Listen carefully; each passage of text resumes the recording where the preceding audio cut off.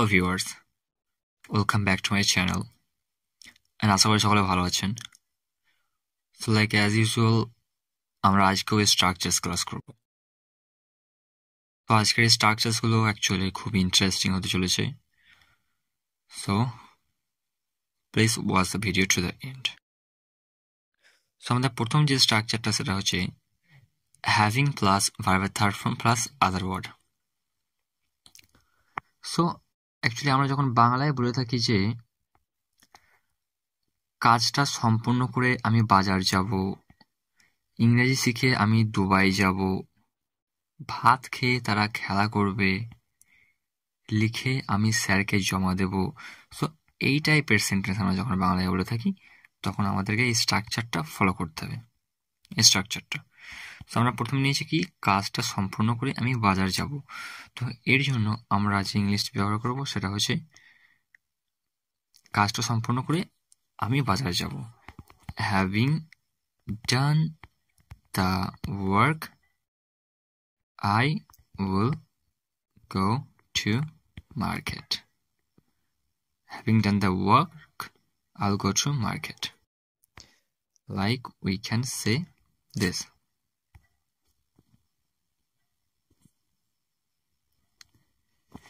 Having done the work, I will go to market.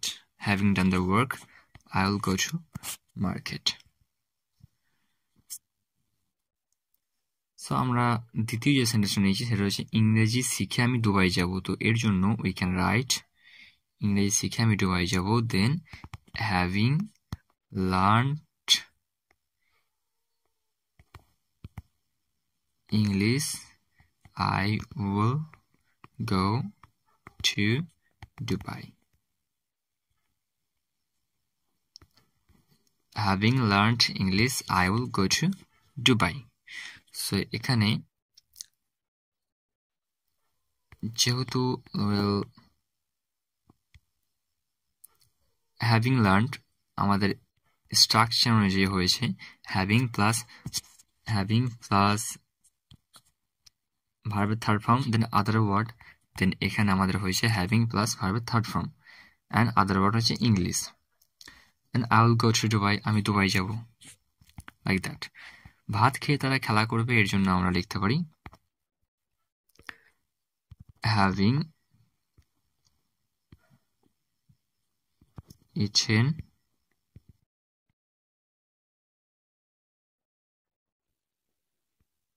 rice they will play. Having eaten rice they will play.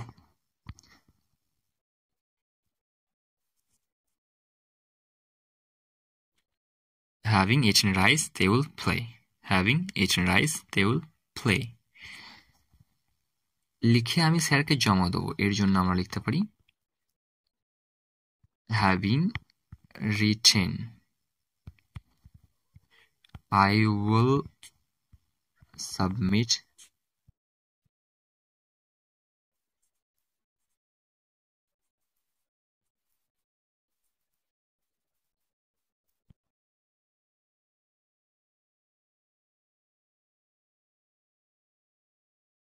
having written I will submit to the teacher. So এখানে having written লিখে I will submit to the teacher, আমি টিচারকে জমা দেব। So এভাবে আমরা sentence বলতে পারি। আপনি যখন বাংলায় বলবেন এরকম টাইপের সেন্টেন্স তখন ইংলিশ করার সময় এই স্ট্রাকচারটা ফলো করতে হবে। কাজটা সম্পূর্ণ করে আমি বাজার যাব, then having done the work আইল গো টু মার্কেট, ইংরেজি শিখে আমি দুবাই যাব, হ্যাভিং লার্নড ইংলিশ আইল গো টু দুবাই, ভাত খেয়ে তারা খেলা করবে, having eaten rice they will play, লিখে আমি স্যারকে জমা দেবো, having written I will submit to the teacher. এরকমভাবে আপনি আরও সেন্টেন্স বানাতে পারেন। আমার নেক্সট হচ্ছে I won't have you plus other word. So আমরা যখন বাংলায় বলে থাকি যে লাইক আমি তোমাকে যেতে দিতে পারি না, আমি তোমাকে ধূমপান করতে দিতে পারি না, এই মুহূর্তে সে আমাকে তোমার সাথে ঘুমাতে দিতে পারে না, এখানে সাথে হবে actually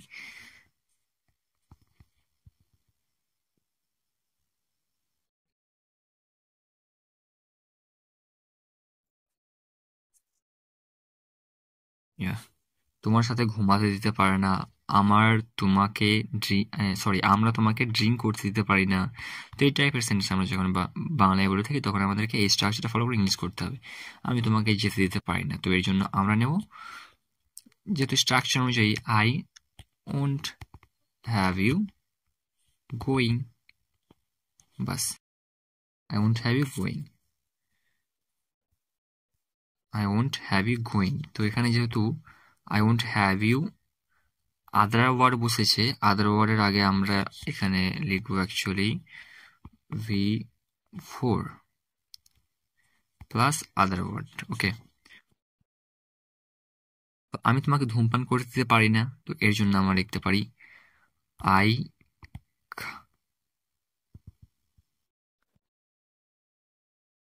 Kant have you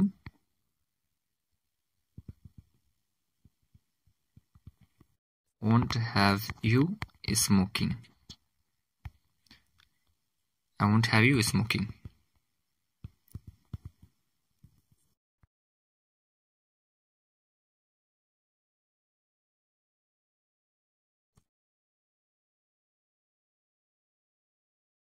I won't have you smoking, আমি তোমাকে ধূমপান করতে দিতে পারি না, I won't have you smoking. এই মুহূর্তে সে আমাকে তোমার সাথে ঘুমা দিতে পারে না, তো এর জন্য আমরা লিখতে পারি এই মুহূর্তে সে আমাকে তোমার সাথে ঘুমা দিতে পারে না, তো এর জন্য আমরা লিখবো a second, let me just arrange this. এর জন্য আমরা লিখবো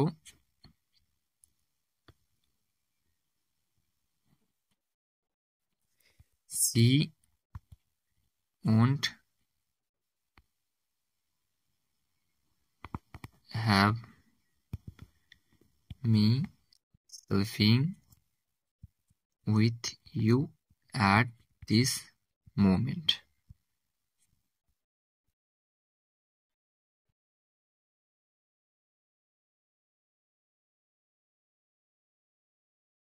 এই মুহূর্তে সে আমাকে তোমার সাথে ঘুমা দিতে পারে না, she won't have me sleeping with you at this moment, she won't have me sleeping with you at this moment. আমরা তোমাকে ড্রিঙ্ক করতে দিতে পারি না, এই ক্ষেত্রে আমরা লিখবো আমরা তোমাকে ড্রিঙ্ক করতে দিতে পারি না, আমরা ধরুন we won't have you drinking, আমরা তোমাকে ড্রিঙ্ক করতে দিতে পারি না, বাস। তো সিম্পল, সেরকমভাবে আপনি সেন্টেন্স বানাতে পারেন, জাস্ট ভার্ব চেঞ্জ করে আরও সেন্টেন্স বানানো যেতে পারে, সেই আমাদের মেন স্ট্রাকচার।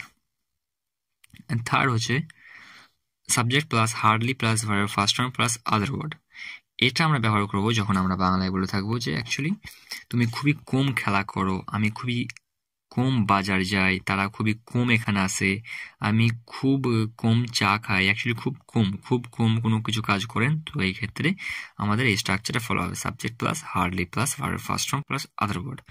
তো তুমি খুবই কম খেলা করো, তো আমরা এর জন্য লিখতে পারি তুমি খুবই কম খেলা করো, so you hardly play, that's it, you hardly play, তুমি খুব কম খেলা করো, তুমি খুবই বাজার যাই, আমি খুবই কম বাজার যাই, এখানে আমি খুবই কম বাজার যাই, আমি খুবই কম বাজার যাই, টেকনিক্যালি কম বাজার যাই,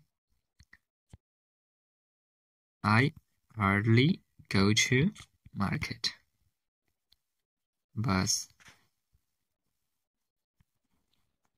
I hardly go to market, আমি খুব কম বাজার যাই, তারা খুবই কম এখানে আসে, তো এর জন্য আমরা লিখতে পারি তারা খুবই কম এখানে আসে,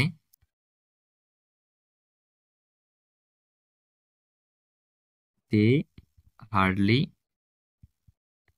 come here, বাস আর কিছু করতে হবে না আপনাকে, so easy, they hardly come here, তারা খুবই কম এখানে আসে, they hardly come here, they হচ্ছে অ্যাকচুয়ালি তারা, হার্ডলি কাম হিয়ার, এখানে কাম হিয়ার এখানে আসে, হার্ডলি খুবই কম, তারা খুবই কম এখানে আসে, আমি খুব কম চা খাই, তো এর জন্য আমরা বলতে পারি I hardly take tea,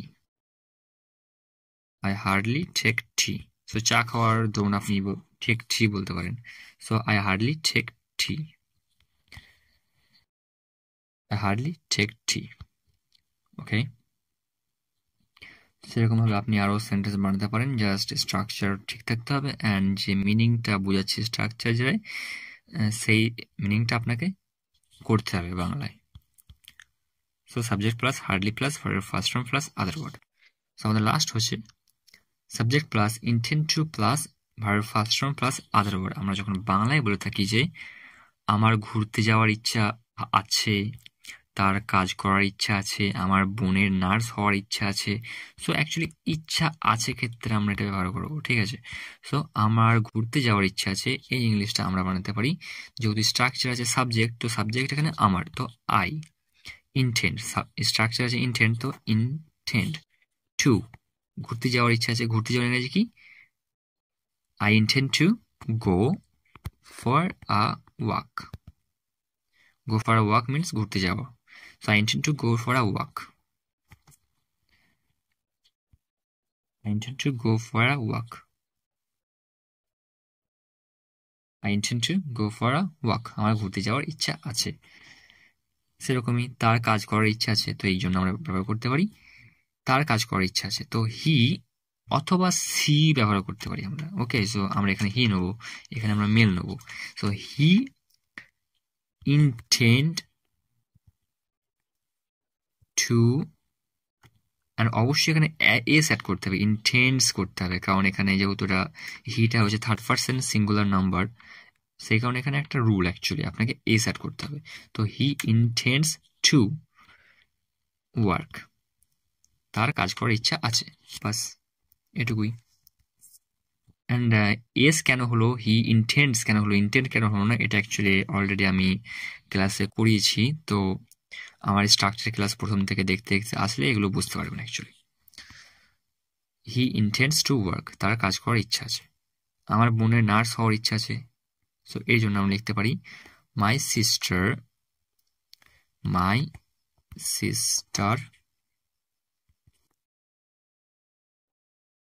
intends to be a nurse. বাস এর জন্য এটা লিখতে পারি। অ্যান্ড আপনি একটা বাংলা সেন্টেন্স আরো অন্যভাবে ট্রান্সলেট করতে পারেন, বাট এরকম ভাবে করা যায়। যেমন এটা আমরা লিখতে পারি যে আমার বোনের নার্স হওয়ার ইচ্ছা আছে, so my sister has a will to be a nurse.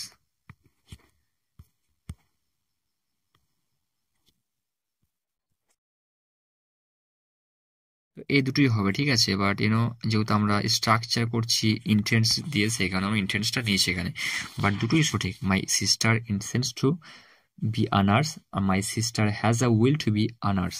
So has a will মানে আমার বোনের একটি ইচ্ছা আছে নার্স হওয়ার।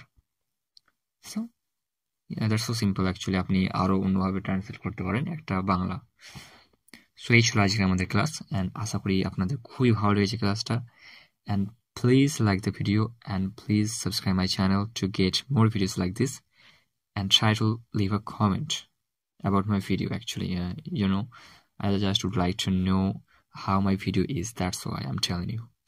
So please leave a comment and please subscribe my channel. So thank you for watching my video. Take care of yourselves.